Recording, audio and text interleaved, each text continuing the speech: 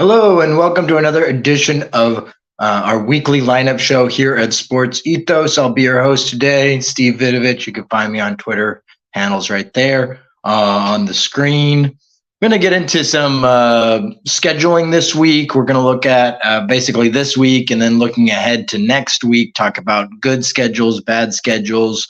I'll go into a few of the guys that have been the most added or dropped on Yahoo in recent days. If you guys have any questions, want to get in any questions you have, whether it's be a head-to-head playoff matchup or ad drop or just general fantasy questions, I'll be able to answer that. We'll probably go for about 20, 30 minutes today.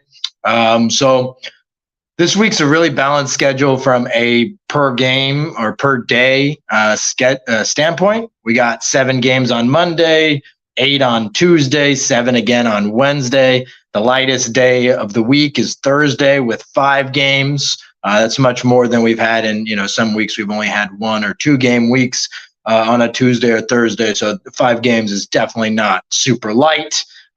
Friday, Saturday, and Sunday round out the week with 8 games apiece on those days.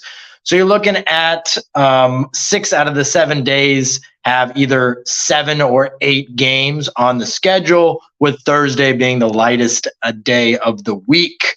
So going to each team, we have 12 teams that have 3-game weeks this week. They have 3 games that span from Monday to Sunday, perhaps in your first week of your playoff matchup in head-to-head leagues. Maybe you're in the second round. It all depends on what league settings you guys are in. Like I said, 12 teams are on 3-game weeks. We got 15 teams on 4-game weeks. And unfortunately, we have 3 teams on a 2-game week. Let's start with the 2-game weeks. Get that out of the way. You got the Jazz. They play tonight, and then they don't play again until Saturday. So that is really difficult for, your Walker Kesslers, your Lowry Markkanens, those who have been streaming Chris Dunn in recent games, maybe THT to a lesser extent, but just 2 games this week for the Jazz. Definitely not ideal, but it's worth noting they have 4 games next week. So like a guy like Lowry Markkanen is an absolute hold everywhere because he's got 4 games on the docket next week. If you're in a setting where this is the championship week, then you're going to start making tough decisions following tonight's game for the Jazz. But most leagues go beyond this week, and it's worth noting the Jazz have 4 games next week, including just 1 back-to-back. The Knicks are the other team that have a 2-game week. They play Tuesday, Saturday. So again, really unfortunate for those who have, Julius Randle, Mitchell Robinson, maybe Emmanuel Quickly. These guys are only going to play 2 games this week. The Knicks, unlike the Jazz and the other team that has a 2-game week, they only play 3 times next week. So you're only looking at 5 games over the next 14 days for the Knicks, which is unfortunate.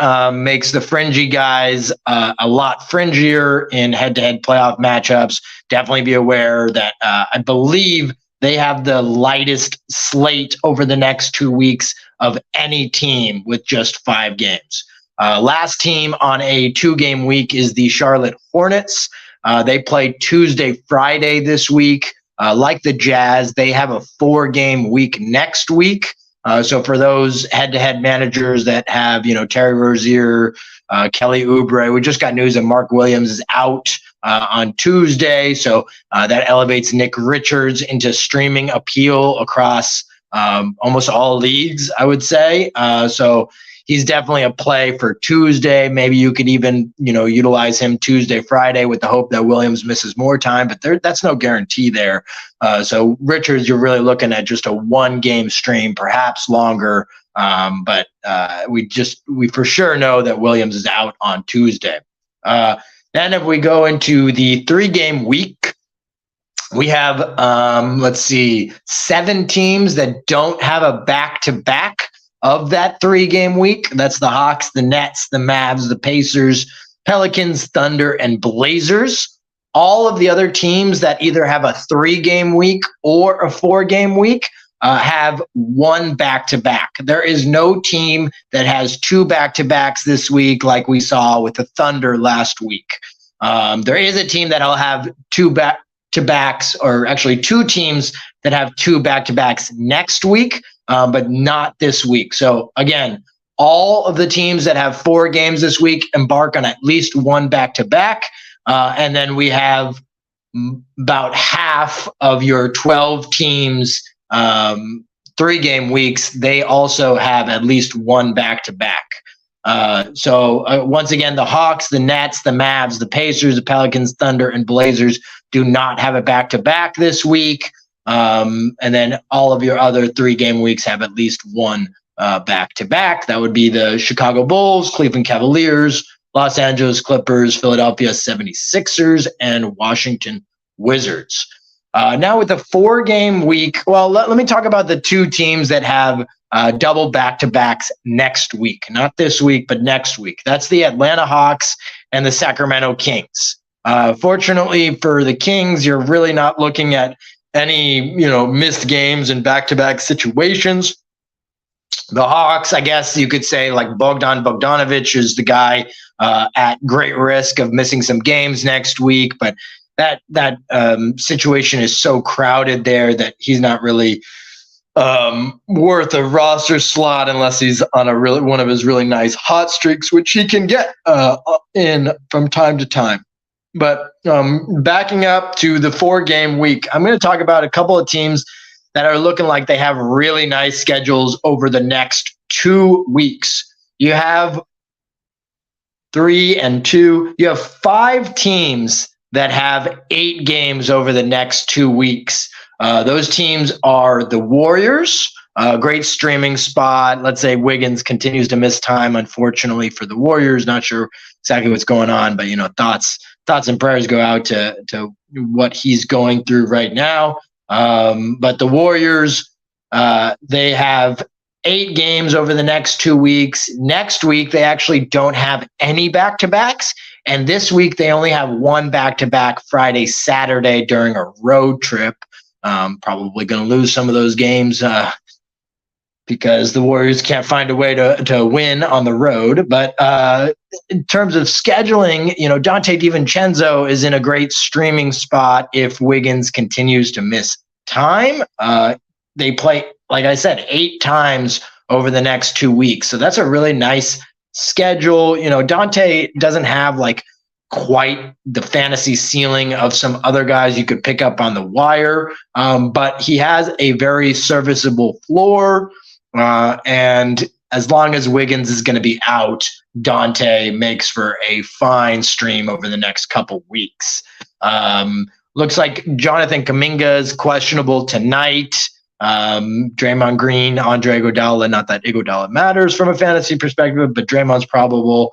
But it'll be interesting to see if Jonathan Kuminga comes back tonight, what his role is. He likely takes a lot of the JaMychal Green minutes that we saw on Saturday night. So next team up is the Rockets. They play 8 times over the next 2 weeks with 1 back-to-back. I believe that would be spanning over Sunday, Monday, because they don't have a back-to-back this week. They play your standard Monday, Wednesday, Friday, Sunday, no back-to-back.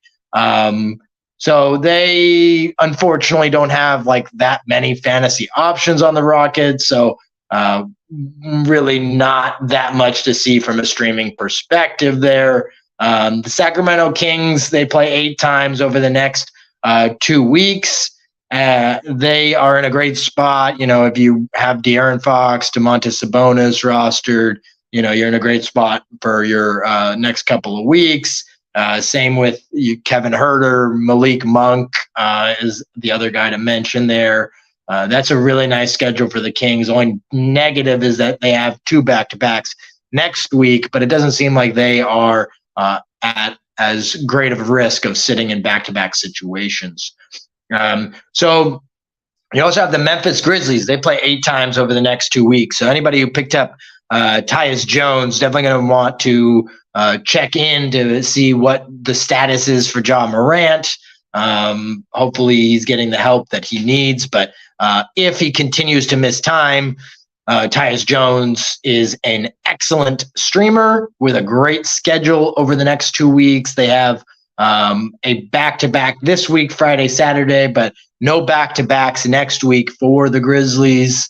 Your Xavier Tillman low-end big man stream also can continue, and we know that Adams is definitely out the next 2 weeks. So that's 8 games out of Tillman, which, if we go back to, let's say, the Knicks, would you rather have 8 games of Xavier Tillman or 5 games of Mitchell Robinson? I would take the 8 games of Xavier Tillman in that situation.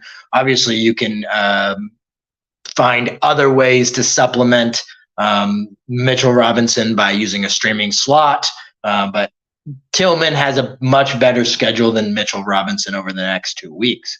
So that was the Warriors, Rockets, Grizzlies, and Kings. There's only one other team that has 8 games over the next 2 weeks, and that was a team that didn't play until Friday of last week. So there was definitely some goodness to be had on the waiver wire for those who took the pounce on, a guy like Zach Collins who might have gotten dropped. Maybe even a Trey Jones got dropped.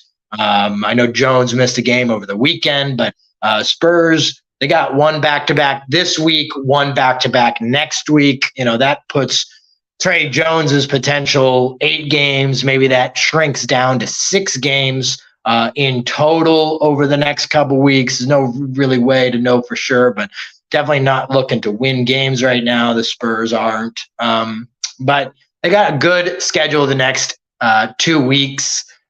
If you could, if you were able to pick up Zach Collins, he's looking like he's in a pretty good spot over the next 2 weeks. Even if he does sit out a back-to-back on each week, he's still looking at 6 games. And then lastly, on the scheduling note, we have 3 teams that are play 4 games this week, but they shrink down to a 2-game week next week. So definitely want to be aware of these scheduling quirks. Those teams, the Denver Nuggets and the Detroit Pistons, have had this is their 2nd straight week of 4 games. They're both going to shrink down to 2 games next week. It's really unfortunate. Some people will have their finals matchup in fantasy next week. Others will be, your 2nd week of your playoffs, your conference finals, however you want to say it. So that's the Denver Nuggets, Detroit Pistons. They both play on Sunday of this week, so you can utilize those guys all the way to Sunday. Obviously, you're not dropping a guy like Nikola Jokic, but definitely want to be aware of, let's say a Bruce Brown. Jamal Murray's questionable for tomorrow. Let's say you take a shot at Bruce Brown and he has a really solid week this week with 4 games on the schedule. You're definitely going to want to cut bait. I'm not exactly sure when their first game is next week, but with them playing a Saturday, Sunday back-to-back, we know they don't play on Monday, and they might not even play till Wednesday of next week. So Brown might be a cut from your lineup as soon as Sunday. Make sure you save that roster move so it's this week that you can make that move and not next week, because you want to save as many moves as possible. So Nuggets, Pistons, they're going to have 2 games next week. And then the last team that embarks on a 2-game week next week, that's the Miami Heat. So unfortunately, your Jimmy Butlers of the world, you can't drop a guy like that. He's a per-game monster, but he is at grave risk of losing a lot of value next week with just 2 games on the docket. A guy like Kyle Lowry, who finally came back from that left knee injury, he might be a decent low-end option for this week. They play Monday, Wednesday, Saturday, Sunday. I don't know which of those that back-to-back set he's going to miss, but he's most definitely going to miss one of Saturday or Sunday's game. At least Lowry's 2-game week next week won't have a back-to-back. So I guess that's one positive for him. But being such a fringe guy right now in standard leagues, it looks like this will be the last stand for Lowry this week, because you're not going to want to keep a player of his caliber through a 2-game week in 12-team leagues. Same can be said of Caleb Martin. He's probable for tonight's contest, and Kyle Lowry got cleared for the game. So your fringe guys on the Heat are likely a drop. Again, they do a back-to-back Saturday, Sunday as well, so they're not going to play until Tuesday at the earliest of next week, and it might not be until Wednesday. I haven't checked that far ahead. If you guys have any questions, you want to pop them in the chat, feel free. Happy to take any fantasy questions that you might have. I'm going to lastly talk about some guys who have been hot topics, hot pickups on Yahoo. See if they could help your roster. You got Talen Horton-Tucker. Obviously, he had a monster game over the weekend. Chris Dunn is your preferred streaming option on the Jazz in the backcourt, while Sexton, I think we should get an update on Sexton today at some point. I haven't seen it yet, but maybe it's happened since I've gone live here. But Chris Dunn, your preferred streamer, but Talen Horton-Tucker is in the mix as well. He'd be my second choice. The Jazz play only 2 games this week, so really, THT would be a 1-game streamer for tonight. And I don't even know. They play the Heat tonight. I don't know if I would, depending on how many roster moves, I might sit on that one and not make the roster move, try to get a little bit more upside, not have as down of a floor as THT can have when he's having his inefficient nights. We got a question in here on the chat from Bolus Boy. No, I didn't talk about Hayward. I did talk about the Hornets, but not Hayward specifically. The Hornets play Tuesday, Friday this week. That's their only games the whole week. Hayward is, he's a low-end option in standard formats, 12-team leagues for me. I much prefer other options on the Hornets. But he's a low-end option. I think you can go ahead and use him for Tuesday, but then I would cut bait in favor of more games played rather than 2 games of Hayward. Maybe sit on him and utilize him on Tuesday. But like a guy like Andrew Nembhard plays tonight. If he was available in your league, I would rather play Nembhard tonight. Pacers play Monday, Thursday, Saturday. We don't know about TJ McConnell and Tyrese Halliburton for Thursday. We know they're out tonight. So I like the Nembhard play tonight. You get the game tonight, and then you can drop him in favor of somebody who has a stronger schedule rest of the week rather than holding on to Hayward, not getting a game today, getting 1 tomorrow, and then the 1 the rest of the week. That would be my thoughts there. Then we got another question here from Fabian Max, or Fabian. Who would you stream from Wednesday? I can drop Quickly and Mitch Robb. Okay, so, let's see. You got, is there any team that plays 4 games? There's no team that's going to play 4 games from Wednesday on. But you got quite a few teams that have 3 games from Wednesday on. So I would just make a list and look at who's the best potential pickup from these teams. The Bulls play 3 games Wednesday on. The Clippers play 3 games Wednesday on. The Sixers play 3 games Wednesday on. The Sixers also have 4 games next week. And the Bulls have 4 games next week, where the Clippers have 3. Then those are the only 3 teams I'm seeing so far. Then you got the Celtics, the Warriors, the Rockets, and the Warriors one is interesting for the Dante DiVincenzo stream if he is somehow available, because one of them is a back-to-back that Friday, Saturday. So maybe you'd be at risk of having some guys sit out. Rockets, I wouldn't really look their direction. Lakers play Wednesday, Friday, Sunday. Same with the Grizzlies, the Heat, the Wolves, the Magic, the Suns, the Kings, the Spurs. So there's a lot of teams that play 3 games Wednesday on. So I would definitely just go to your waiver wire. I'd look up, if you're looking for a guy like rest of week, first of all, I wouldn't make any decisions today, Fabian. I would wait until Wednesday, maybe Tuesday night at the earliest. But I'd like to wait until Wednesday morning, but Tuesday night is reasonable as well. See what happens in terms of injuries between now and then can always impact decisions. And then I would look up all of those teams that have 3 games between Wednesday and Sunday, and I would definitely look for one of those players. But definitely I wouldn't be making the move now. Mitch, Rob, and quickly, I would probably – the Knicks only play 3 games next week, including 1 back-to-back. That could help out quickly. I guess it would depend. The drop would depend with me on what stats you'd need more, what's more valuable in your format.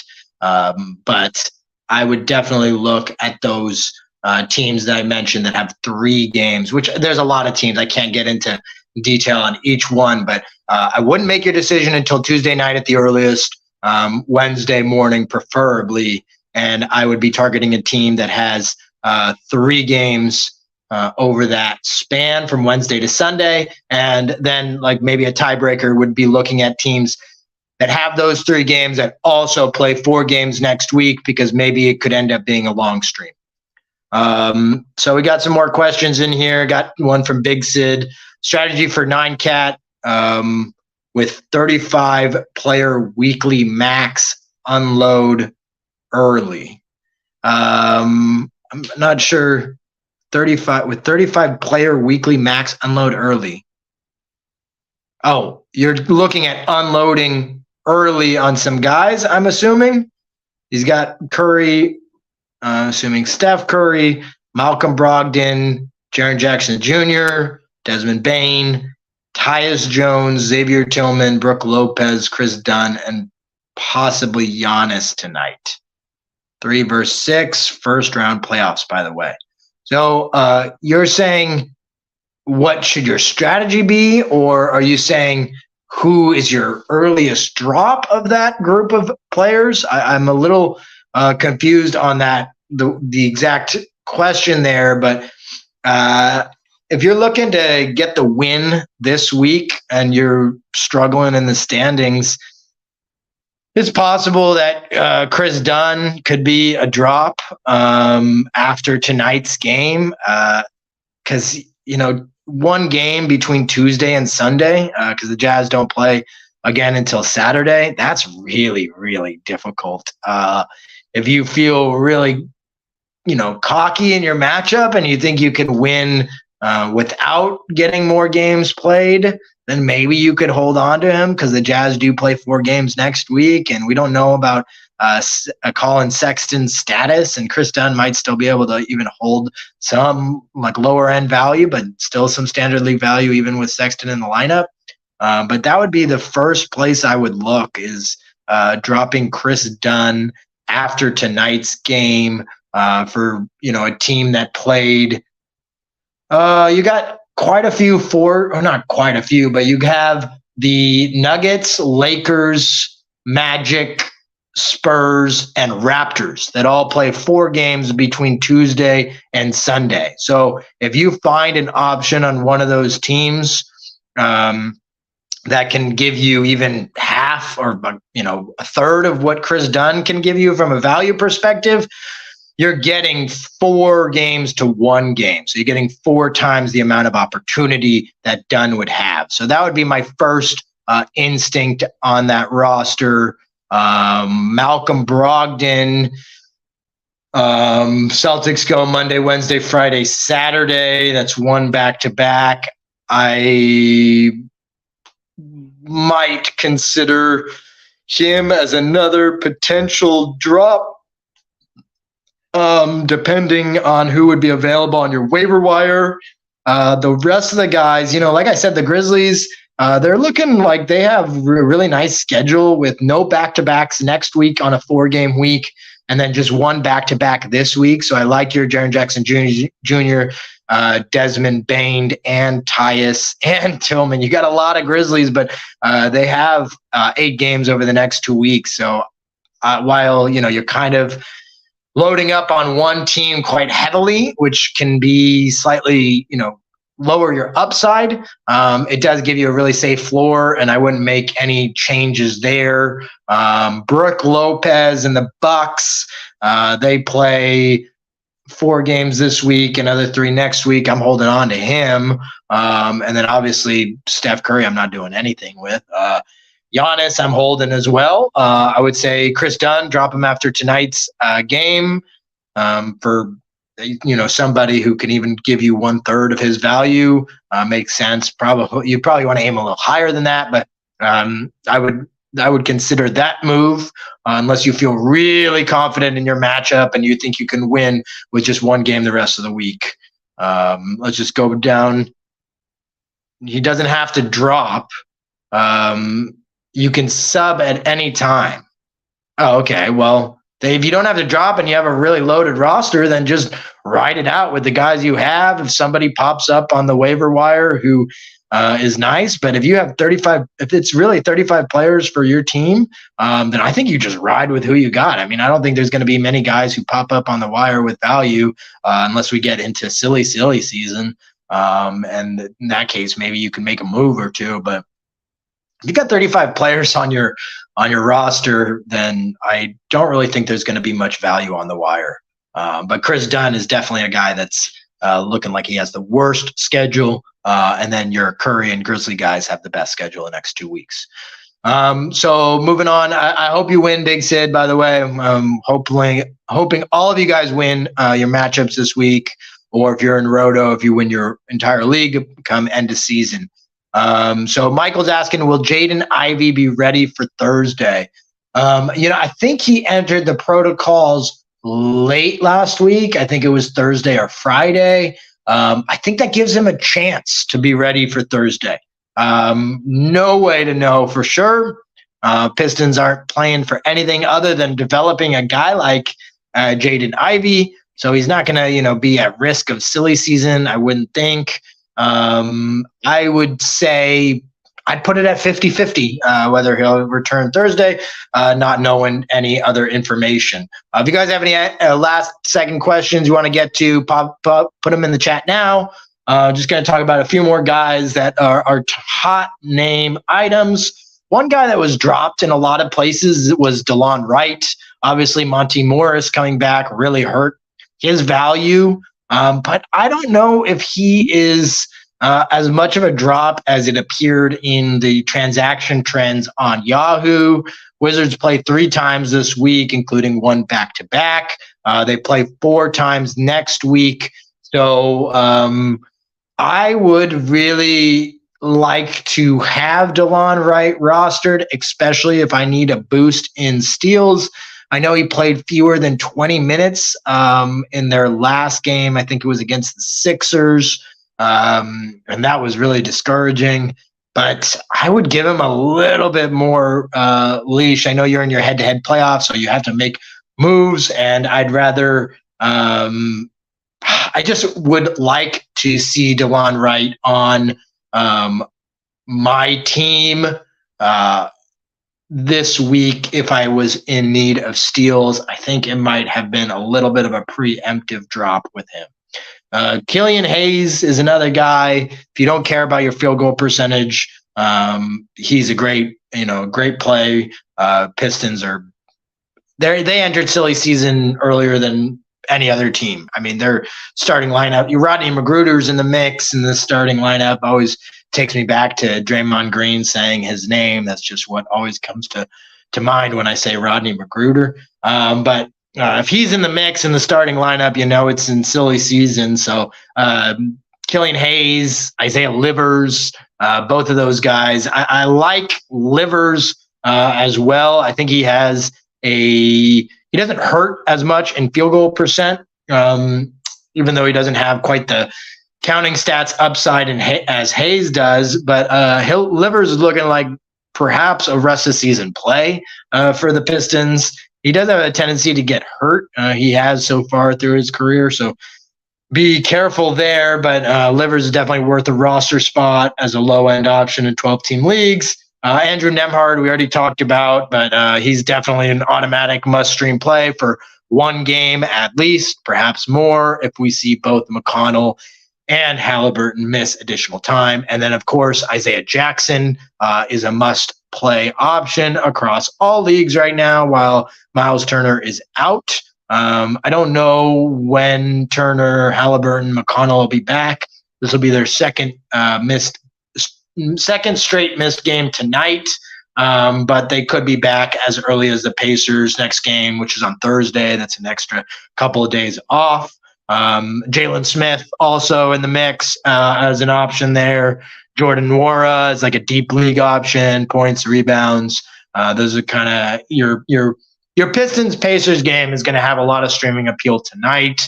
A lot of injuries on both sides of that equation.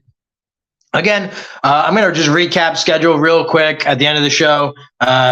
We have a really balanced schedule, 7 or 8 games on 6 of the 7 days, with Thursday being a 5-game day. We got 12 teams on a 3-game week, with the 7 of those teams not having a back-to-back this week. That's the Hawks, the Nets, the Mavs, the Pacers, Pelicans, Thunder, and Blazers. You got 15 teams on a 4-game week who all have one back-to-back. Warriors, Rockets, Grizzlies, Kings, Spurs all have 4 games this week, 4 games next week. You got the Hornets, the Knicks, and the Jazz with your 2-game weeks this week.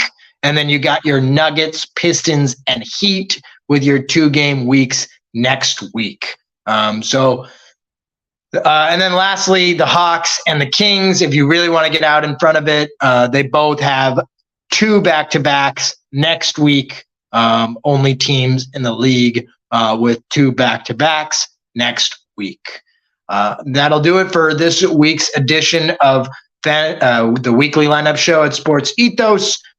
Come back and check out all of our YouTube content. If you guys play fantasy baseball as well, we just posted our third baseman top 25 rankings. That's Joe Orrico, who's typically on here doing the show with me, but he's been busy hammering out those baseball rankings. He does a great job. If you play fantasy baseball, you want to be listening to Joe, following his rankings. Also, they're entirely free on the website. So that's a really nice little benefit for you guys. Go ahead and go check out the third baseman rankings. I believe there's also the catcher rankings are up, first baseman rankings are up, shortstop rankings are up, and I think all of the rest of the rankings are going to be out this week for fantasy baseball.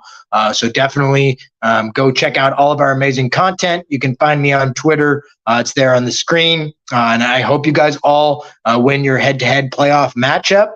And if you are still somehow not in the playoffs, I hope you guys can win this week so you can earn that playoff spot. But I think everybody is in the playoffs this week. So go ahead, get those wins. And I'll be back next week, same time, 2 o'clock Pacific, 5 p.m. Eastern. Till next time. Bye.